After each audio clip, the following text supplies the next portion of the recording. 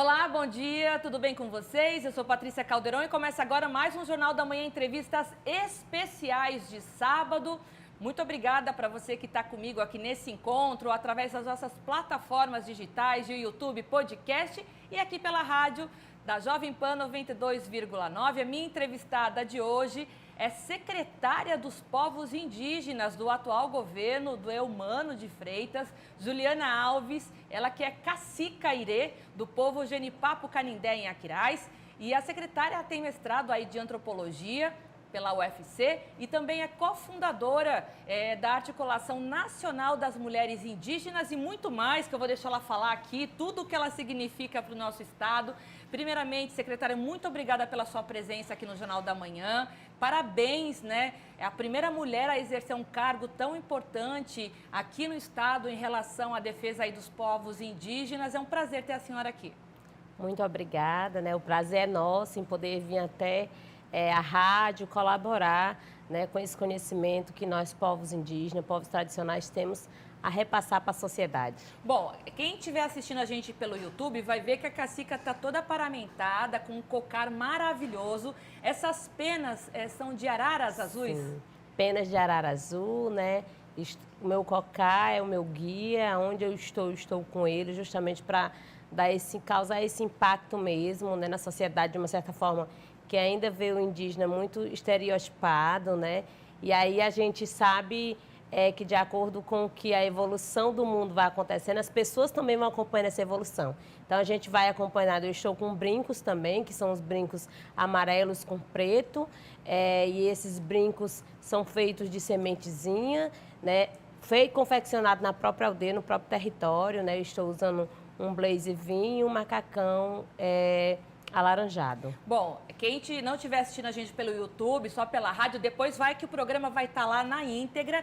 E eu queria, antes de começar a entrevista, secretária, entender qual que é o significado. A gente chama do quê? De acessório?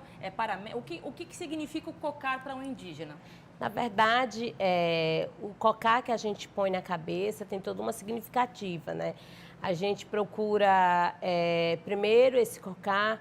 Ele é referendado, ele é passado pela cacique mãe, que é a mãe de toda a aldeia, a nossa mestra cacica pequena, que faz esse batismo do cocá para poder a gente receber os mais novos, né? Então, como eu estou na sucessão do cacicado e estou atuando como cacique desde 2010, a gente usa o cocá como um dos nossos adereços mesmo, né? Para a gente poder mostrar a autoridade. Para além da autoridade, mostrar mesmo a significância cultural e espiritual que esse adereço tem para nós indígenas. E a gente chama a senhora de cacique ou cacica? É cacica? Cacica. Eu prefiro ser chamada de cacica. Mas existe também o termo cacique para as mulheres. Sim, para as mulheres, né? Inclusive, a minha mãe, que foi a primeira mulher cacique no Ceará, no Nordeste, uma das primeiras mulheres cacique no Brasil, ela gosta de ser chamada de cacique. Cacica, qual é a importância dessa nova secretaria, né, dos povos indígenas aqui pelo Ceará? A gente sabe que aqui tem várias comunidades indígenas, né? E a gente sabe da importância histórica, inclusive, né, de todo o histórico indígena no Brasil. Qual que é a importância para a senhora e como que a senhora recebe uma função tão importante hoje no governo Eumano?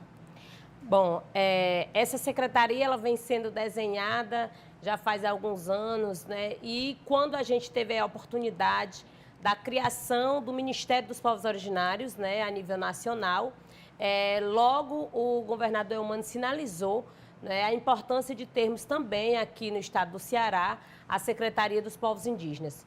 E aí para a gente vem de uma representatividade muito grande até então, para o próprio estado do Ceará, uma reparação histórica, né? Até então a gente sabe historicamente que o estado do Ceará negou a origem indígena nesse estado, né? Não através de um decreto, mas através de cartas, né? Onde se dizia que não existia a presença de indígena no estado do Ceará. E aí a gente vem lutando para que aconteça esse reconhecimento étnico dos povos indígenas no estado, e aí que se começou com 4 etnias. A primeira etnia a ser divulgada nos jornais da época, né, na década de 80, na década de 90, como um povo indígena, foi o povo Tapeba, que logo em seguida veio o povo Tremembé, e em seguida veio o povo Genipapo-Canindé e Pitaguari. Então, para a gente ter hoje, estar à frente de uma secretaria estadual dos povos indígenas, para a gente é motivo de muita, muita alegria mesmo, porque, de uma certa forma, é o próprio governo reconhecendo essa autonomia dos povos indígenas diante deste governo. Secretária, o que esse cargo vai interferir em decisões junto ao governo? Qual vai ser a função dessa pasta? E o que a senhora já tem em mente aí para, nas próximas horas, já que a senhora já tomou posse, né? Já é secretária dos povos indígenas, o que a senhora pretende fazer e a importância dessa pasta? Primeiro que a pasta em si, ela tem toda uma significância muito grande para os povos tradicionais, para os povos indígenas aqui do estado.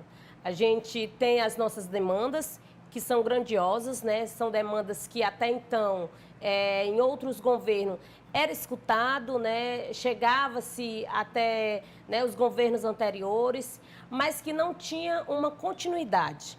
E aí, com a criação da pasta, a gente sabe que nós, enquanto indígena, e para além de ser indígena, militante da causa, né, nós entendemos que nós vamos estar mais próximo ao governo e vamos estar trabalhando para que as nossas demandas sejam, para além de ouvidas, sejam executadas, né, elas sejam colocadas em práticas, né.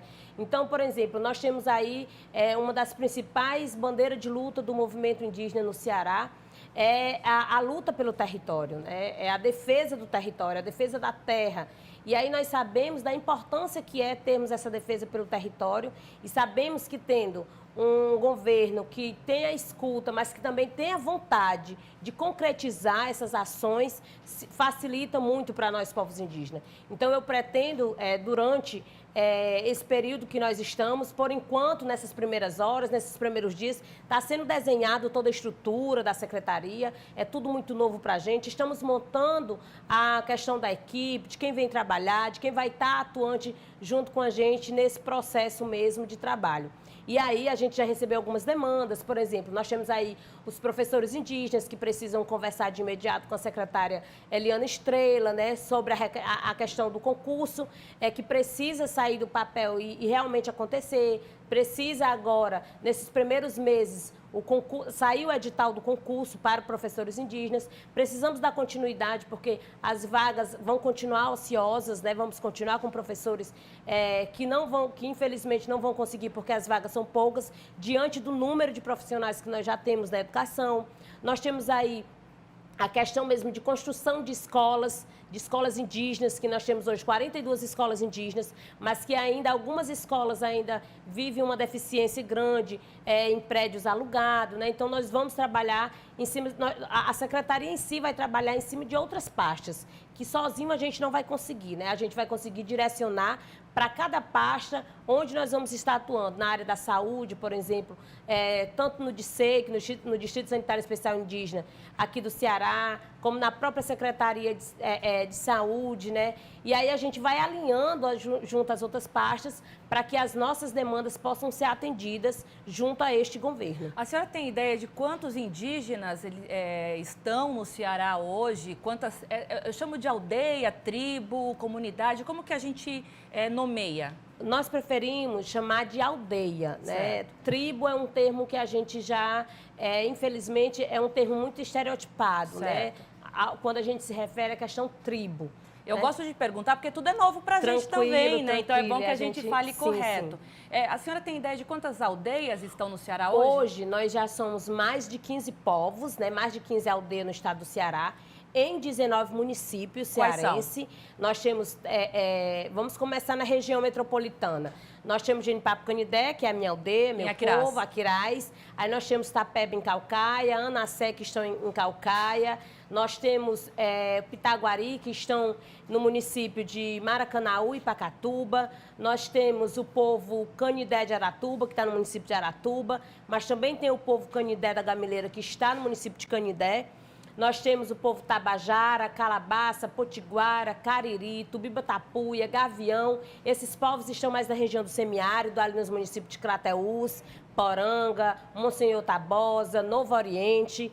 Nós temos São Benedito, né? Tem o povo... Em Almofala também, Nós temos os Tremembé, que estão em 3 municípios. Os Tremembé, eles estão no município de Itarema, estão no município de Acaraú, mas também estão no município de Itapipoca. Então, nós vivemos essa diferenciação, né, de povos entre os municípios cearenses, mas que existe uma unidade. Quando nós precisamos nos articular, fazer uma organização. Por exemplo, antes de eu receber o cargo em si, convidado pelo governador, nós sentamos antes, o movimento indígena sentou antes, para poder comungar ao nome, poder dizer que realmente era um nome que era bom para essa parte, né? Então, assim, existe toda uma articulação e a gente sai catando todo mundo, de cada município, de cada povo, vê uma representação de liderança para a gente poder tomar as decisões conjuntamente, né? A gente não consegue tomar decisão só. E aí, hoje a gente também sabe que já existem outros povos que estão em fase de reconhecimento, porque precisa primeiramente o próprio povo se autodeclarar, se reconhecer como indígena, para que depois os outros trâmites legais possam acontecer dentro daquele povo ou dentro daquele território. Mas essas comunidades, esses povos indígenas estariam debaixo do guarda-chuva dessa secretaria? Então a senhora está representando todo esse povo? Estamos representando todo esse povo. Que responsabilidade, que responsabilidade, exatamente. Hoje nós já somos, no último IBGE, que ainda não está cotado todo, mas já no IBGE que foi realizado em 2022, né, que aí teve um dado já, nós já somos mais de 51 mil habitantes indígenas no estado do Ceará. Cacica, eu queria fazer uma pergunta para a senhora de como que a senhora entrou na política. Qual foi a primeira demanda que a senhora sentiu essa necessidade de dar voz ao teu povo? Como que foi que isso aconteceu? As pessoas confundem muito a questão política com a questão de berço, né? Assim, quem já vem de famílias públicas, políticas, é quem vai para essa missão. E já eu diria que parte de uma necessidade, né? E aí eu sempre estive no meu povo, sempre militei dentro da minha aldeia, né? Juntamente com a minha mãe. E aí eu sempre ouvia ela dizer que havia se arrependido de quando ela, muito jovem ainda, tinha recebido um convite para ser vereadora da cidade de Aquiraz e ela não aceitou. Ela não aceitou porque segundo ela achava que não daria conta, né? E aí eu fui crescendo, fui estudando e fui vendo, e aí eu sempre falava para ela, mãe, a senhora deu conta de tantas coisas, mulher, tu é tão grande assim, como é que tu não daria conta de estar, por exemplo, na Câmara de Vereadores do teu município, né? Sendo uma parlamentar.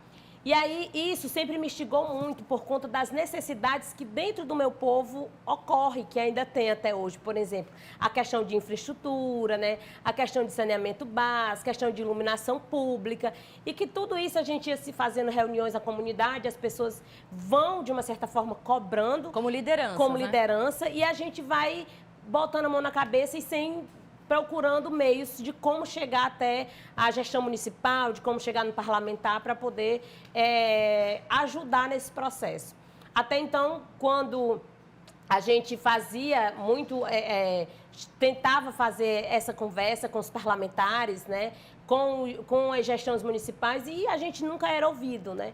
E aí até sair, quando a gente começa a ter domínio pela questão da Câmara, porque lá na minha aldeia nós temos uma escola de cinema, né? E aí até a gente ter domínio em gravar, usar o telefone, usar a tecnologia em nosso favor para a gente poder também fazer as denúncias, né?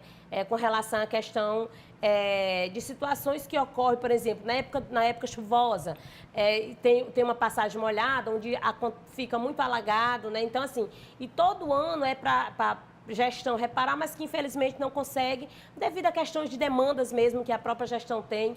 E aí eu fui disso. Em 2016, eu recebi o convite do partido, na qual eu estou até hoje, que é o PCdoB, para poder concorrer às eleições municipais como vereadora. E aí estive, né, fiz todo um trabalho de vereadora, muito pé no chão, muito simples, sem recurso financeiro nenhum, né? E aí a gente se virava com o que a gente tinha mesmo, pessoas da própria aldeia fazendo as bandeiras, confeccionando a pintura, né?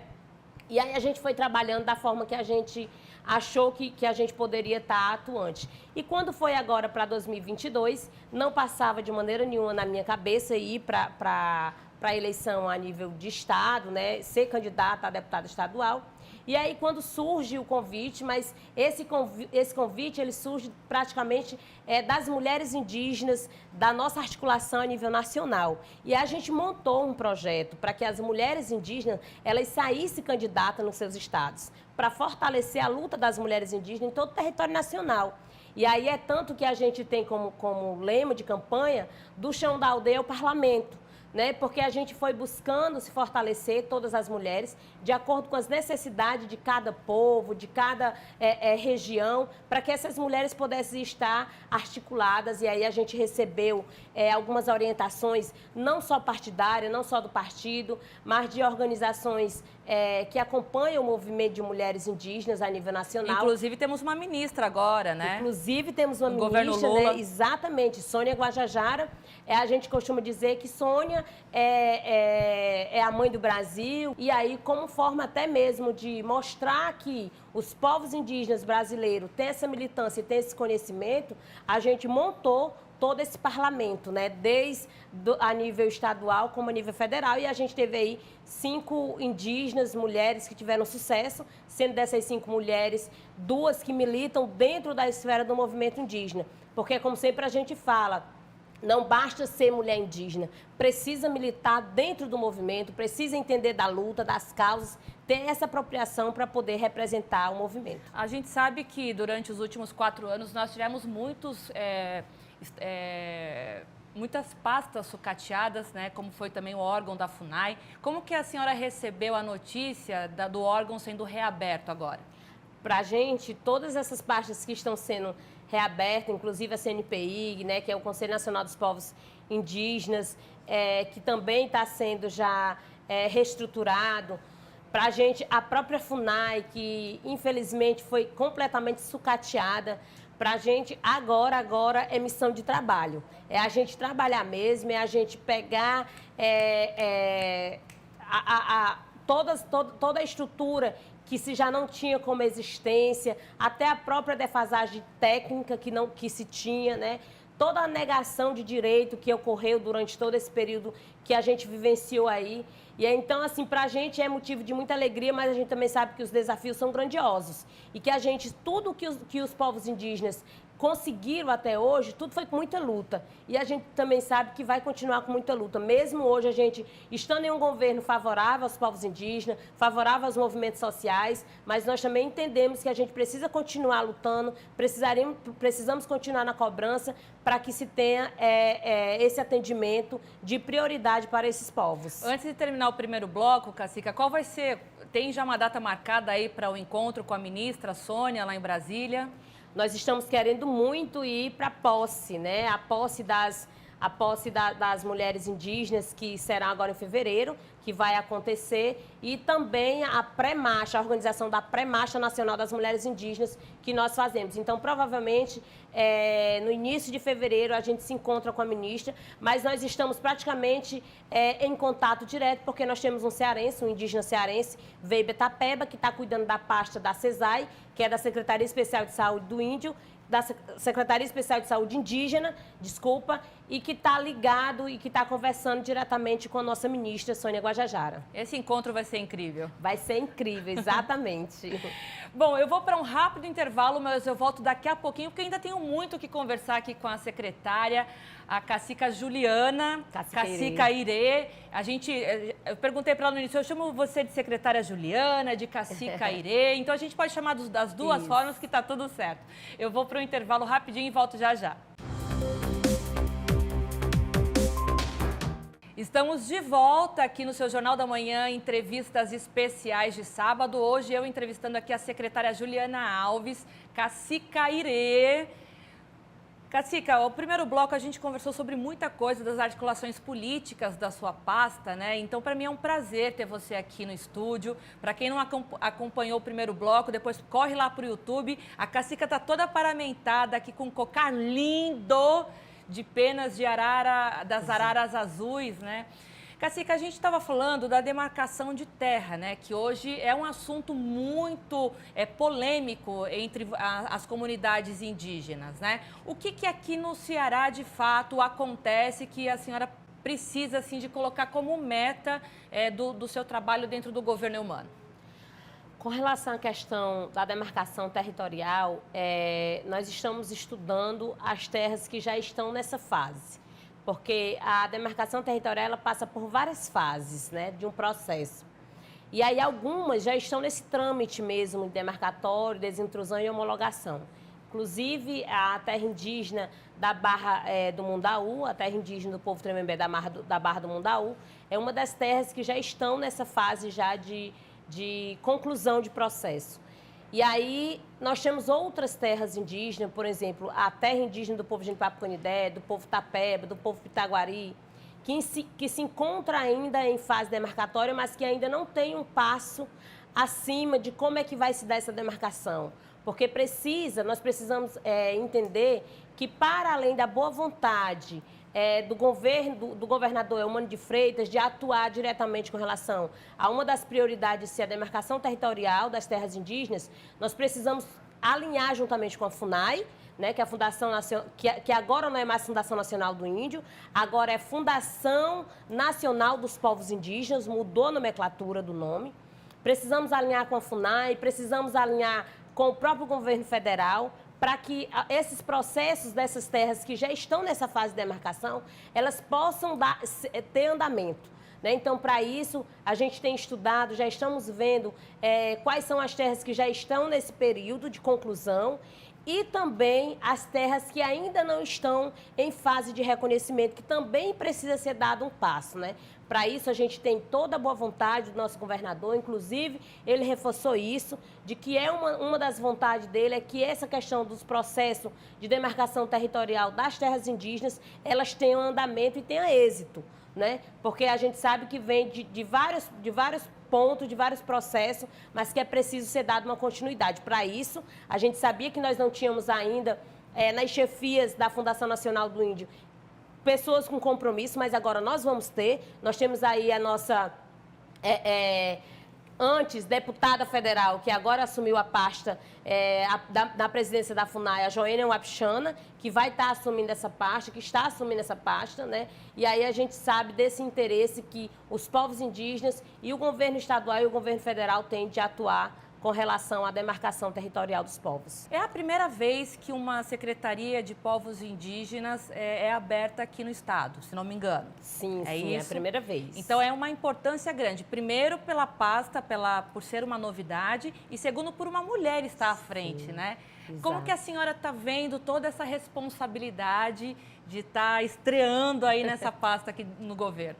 Bom, nós ainda, eu costumo dizer que nós ainda estamos pairando, sabe? Tentando entender todo esse processo mesmo, mas ao mesmo tempo também muito com os pés no chão, né? Entendendo que em alguns momentos eu serei cobrada pelo próprio movimento, né? Pelos meus próprios parentes, né? E aí vem muito na cabeça das pessoas também, porque eu já não passo mais a ser apenas a cacica Irê, que comandava um povo, né, dentro dessa estrutura de organização.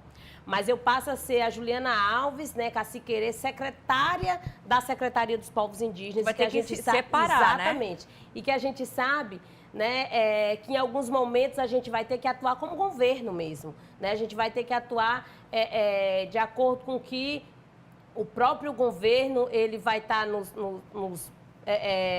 nos ajudando nessa linha mesmo de comunicação, mas que a gente também tem o entendimento de que assim, é uma pasta de muita importância, com muita representatividade, por ter a presença de uma mulher que vem dessa matriarcais, né? Eu venho de uma matriarca que é minha mãe, a cacique pequena, né? Ela é viva ainda, secretária? Sim, Graças minha mãe é viva, está com 78 anos, né? E assim, a gente costuma vivenciar esses momentos muito, assim, com muita espiritualidade, com muita encantaria, porque a gente também compreende que a gente sozinhos, só com a força humana, a gente não consegue muito. E a gente precisa internalizar, precisa se voltar para a nossa encantaria, para a nossa espiritualidade e pedir proteção aos nossos guias para que eles possam comandar a gente da melhor forma possível, sabe? Para que a gente possa ter êxito. E o trabalho que eu vou exercer é um trabalho que vai permanecer, né? Independentemente de eu continuar ou não na pasta, outros indígenas virão, outras mulheres indígenas virão e precisam assumir, precisam dessa colaboração com muito profissionalismo, eu tenho dito isso. A gente falou muito da comunidade indígena cearense, a comunidade indígena nordestina. Eu queria perguntar para a senhora como que a senhora vê a situação da Amazônia hoje, que é um assunto que realmente no último governo deixou a desejar, perdemos muitas oportunidades no exterior, na questão de contribuição financeira, né, para cuidado com a Amazônia. O presidente Lula tem reaberto essas conversas, agora logo de posse ele já revogou várias situações. Eu queria saber da senhora, como que a senhora visualiza a atual situação, tanto do desmatamento quanto a situação da Amazônia? É uma situação lastimável, né, dos parentes, dos povos que ali habitam naquela região e que muitas vezes eles têm perdido suas próprias vidas, né, para poder salvaguardar, né, o bioma Amazônia. Então, pelo que a gente percebe, agora a gente vai ter um apoio maior com a criação do Ministério, né, por termos à frente, na pasta da FUNAI, uma mulher indígena, né? E aí a gente tende a entender e a perceber que agora, com certeza, eles vão ter um olhar mais voltado, até mesmo com relação à questão da humanidade mesmo, porque nós estávamos vendo que muitas crianças desnutridas, muitas crianças morrendo por conta da desnutrição, porque não chega o medicamento. Na Covid, né? Também foi uma tragédia, né, nas comunidades indígenas. Das comunidades indígenas, mas a gente também entende que os próprios governos e as próprias pastas que nós temos não tem uma bolinha de cristal para chegar e já ir fazendo tudo que a gente quer que seja feito ou que seja reparado do que ocorreu durante esses 4 anos, né? Nós sabemos que a negociação com relação à questão do garimpo, que foi aberta, né, assim, às claras a toda a população brasileira, mas que agora foi um decreto que o governo Lula já tomou, revogou, né? Já revogou, né? Então, assim, tendemos a acreditar que dias melhores virão para essa população e que nós vamos estar para contribuir, para ajudar no que for preciso com relação ao quesito desmatamento, né, para que a gente não tenha as nossas terras mais exploradas como a Amazônia tem sido explorada nesses últimos anos. A senhora acredita que essa parceria do governo federal com o governo estadual, por serem do mesmo partido, vai fortalecer essas pastas dos povos indígenas? Sim, sim, fortalece muito, né? Quando nós estamos, de uma certa forma, na mesma federação, o quesito de participação e o quesito de interesses de que se tenha sucesso nas pastas é um. Mas, infelizmente, quando se tem governos, né, por exemplo, nós temos o nosso presidente Luiz Inácio Lula da Silva, mas que, de repente, o governo não é da mesma base aliada, infelizmente, a divergência e que a questão política, né, acaba que sendo soberana aos próprios, as próprias problemáticas e as próprias do que precisa para aquela devida população, né? Então, assim, às vezes o quesito partidário, governadores, gestores municipais, acabam que levando muito em conta do que propriamente a problemática da população que precisa ser resolvida. Cacique, a gente falou bastante sobre política, mas eu queria entender como que acontece numa comunidade indígena. O que vocês tentam manter de tradição? Conta alguma curiosidade para a gente poder entender, porque acho que muita gente ainda pensa que os índios andam nus, né? Batem tambor o dia inteiro. Mora na hora, pronto. E não é assim, né? Eu não lembro qual o nome do jornal, mas não foi o Jornal Povo, não sei se foi o Jornal News, mas que tinha lá uma publicação com relação à questão da Secretaria Estadual dos Povos Indígenas, onde tinha um internauta que simplesmente escrevia o seguinte comentário: e essa secretaria vai servir para que indígenas, se aqui no estado do Ceará não tem indígenas, né? Onde estão esses indígenas, né? Infelizmente, ainda a gente está em pleno século XXI e que as pessoas ainda desconhecem mesmo da questão dos povos indígenas no estado do Ceará, né? Desconhece a totalidade de povos que aqui existe. E isso é um fator que, infelizmente, a gente sabe que ainda vamos promulgar muito tempo para poder sanar. Desmistificar né? essa questão das pessoas olhar para o indígena e ver, mas ela está vestida, mas ela tem, ela tá de salto alto, ela tem celular, sabe assim, que são coisas tão de um estereótipo assim tão que a gente procura ver como responder e que a gente não consegue, sabe? As pessoas entendem que os indígenas é só os que estão na Amazônia, né, na Amazônia brasileira, e que a região Nordeste não existe essa presença, né?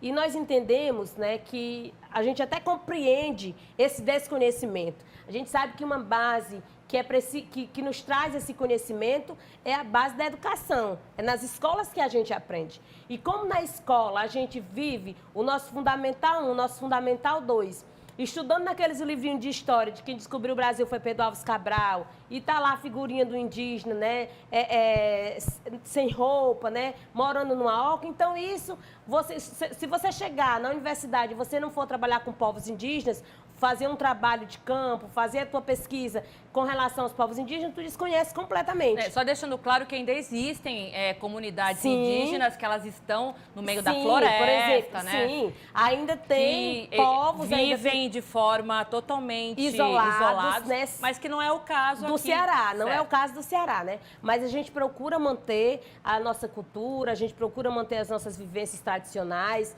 E aí uma das nossas vivências tradicionais, para além dos adereços que a gente usa, né, o cocá, o colar, o brinco, as mulheres o bustier, a saia e a pintura, né, que é muito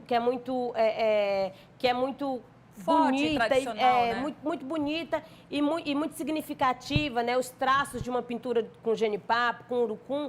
Nós também procuramos manter as festas tradicionais, né? E aí aqui no estado do Ceará nós temos várias aldeias que fazem essa festa. Por exemplo, o povo Genipapo Canindé, eles fazem 2 festas no ano, que é a festa do Marco Vivo, que acontece no dia 9 de abril, né? A festa do Marco Vivo é uma festa que é referendada a uma planta, a um pé de imburana, e que depois ela é enterrada em uma das delimitações territorial do povo. E temos a festa do Mocororó, em referência à fartura do caju. E aí a gente faz vários tipos de comidas, né, preparadas pelo próprio caju. O próprio Mocororó, que é uma bebida sagrada dos povos tradicionais. Fala o que é o Mocororó, porque é como se fosse uma pinga, né? Mocororó é como se fosse uma pinga, exatamente. E ele forte, embriaga, né, isso, ele embriaga, dependendo da quantidade que você vai consumir, né? Eu experimentei uma vez o Mocororó. Eu fiquei bem alta. Mocororó, ele... Tem que apreciar com moderação. Embora o Mocororó ele não tenha nenhum tipo de álcool dentro dele. Não, mas a fermentação dele... É a fermentação do caju, exatamente, né? Que faz com que ele tenha esse teor alcoólico, Eu né? conheci o Mocororó porque eu acompanhei como é feito a cajuína. A cajuína. Né? Então, antes de chegar no processo da cajuína, sim. tem essa fermentação que é justamente o Mocororó. Exato. Né? Eu falei, deixa eu experimentar isso daqui. Aí quem estava lá produzindo, tem certeza? Então, durante toda a produção, aí eu tomei uma tacinha. Sobe muito rápido. Mas me avisaram que tinha que tomar com cuidado. E aí nós temos, por exemplo, o povo Tapeba, que faz a festa tradicional da carnaúba, né? O povo Pitaguari, que festeja, inclusive, o povo Pitaguari, ele tem o dia do povo Pitaguari, o povo Tapeba tem o dia no calendário municipal do dia do indígena Tapeba. E aí o Pitaguari, ele festeja a festa da mangueira, né? Que é a mangueira sagrada, né? Lá em Itarema, lá em Itapipoca, os Tremembé da Barra do Mundaú festejam a festa do Murici do Batiputá, né? Então, assim, várias aldeias, elas fazem suas comemorações diversas durante o ano, né? Para além disso, nós estamos aí mostrando a nossa cultura como nós somos mesmo. Hoje, o indígena, né, do século XXI, o indígena que tem acesso hoje ao espaço da política, mas também tem acesso ao espaço da universidade, né? Até porque também a gente foi procurando entender que é preciso a gente estar no território, é preciso a gente estar no chão da aldeia, mas é preciso a gente também estar no espaço, no chão da academia, no espaço acadêmico, para a gente poder bater de uma certa forma e ter uma linguagem técnica na hora que for necessária. E sem deixar a tradição... E sem deixar a tradição. Morrer, né? Exatamente. A senhora falou sobre a questão da pintura no rosto, né? O que quer dizer a pintura? Qual que é o significado para a mulher? Cada traços que são pintados, né, pelo genipapo e pelo urucum, ele tem um grande significado, né? E aí vai depender muito de como é que está o espírito daquela pessoa que está recebendo a pintura e do grafiteiro que está fazendo a grafitagem no rosto, no corpo, né? Algumas é muito de significado mesmo, principalmente com relação à questão dos próprios animais que permeiam, né, pela aldeia. Então, assim, vai muito do dia e vai muito de quem está fazendo o grafismo indígena no corpo de quem está recebendo. Mas quando vocês fazem em algum momento especial, tem alguma significância? Tem que ser num dia especial? Na verdade, a gente faz a pintura quando nós estamos no momento de festividade, sim, mas nós também fazemos as pinturas, e aí, é por isso que eu estou falando, depende muito do dia. Se for um dia de festividade, você vai montar, né? Quem está responsável ali por fazer a pintura, vai fazer uma pintura alegre. Também fazemos o uso da pintura em manifestações. Só para quem está ouvindo a gente, Cacica, não achar que vocês saem também todos os dias com o rosto pintado. De maneira nenhuma, né? A gente tem os momentos específicos que a gente faz isso, né? E aí, quando nós estamos em atividades, né, a pintura em si, quando a gente recebe, ela tem uma durabilidade também, né? Por exemplo, o genipapo, ele dura de 10 a 15 dias para poder sair, né? E saindo do corpo e saindo da pele. E aí, algumas pessoas até confundem o genipapo com a tatuagem mesmo, achando que, é tatuagem de rena, não sei o quê. E não é, né? A tinta que a gente usa, realmente, ela tem essa durabilidade, que é confundida, mas é uma tinta toda voltada para a questão espiritual, desde a hora que está sendo feito o preparo dela, a hora que as pessoas recebem. Cacica, na questão de saúde e saneamento básico, como que estão as comunidades indígenas aqui no Ceará? Algumas já estão com um processo bem avançado com relação à questão de equipes, né, multidisciplinar de saúde, tem unidades básicas de saúde, mas outras não, outras ainda estão em fase para poder fazer a unidade básica, a construção da unidade básica, outras ainda nem conseguem ter o projeto de construção, né, então, e nem do saneamento. Então, quanto a isso, quanto a essas demandas, tudo vai ser algo para a gente poder trabalhar juntamente com o DICEI Ceará, que é a pasta que trabalha com a saúde indígena, da questão do subsistema de saúde indígena aqui no estado, né? Então, o DICEI, essa sigla significa Distrito Sanitário Especial Indígena, né? Que nós vamos ter aí à frente uma pessoa muito amigável do movimento indígena, né? Que tem trabalhado e tem militado também juntamente com a gente. E aí a gente vai procurar fazer alinhar aonde não se tem ainda nem o projeto da unidade, né, do posto de saúde, para que a gente possa ajudar e ver no que também o próprio governo estadual pode estar fazendo para estar atuando nessa área. Porque fica muito militado o DICEI Ceará em comunhão com a CESAI, que é a Secretaria Especial de Saúde Indígena, né? Então, a gente vai também procurar ajudar nessa questão para que as coisas possam minimamente se estender e sair do papel. Secretária Juliana Alves, foi um prazer te entrevistar aqui. Eu vou tentar fazer entrevistas especiais com alguns secretários, né, da pasta do governador Eumano de Freitas, os secretários no qual ele já colocou, deu posse, né? Então, a senhora está inaugurando aqui essa série de entrevistas.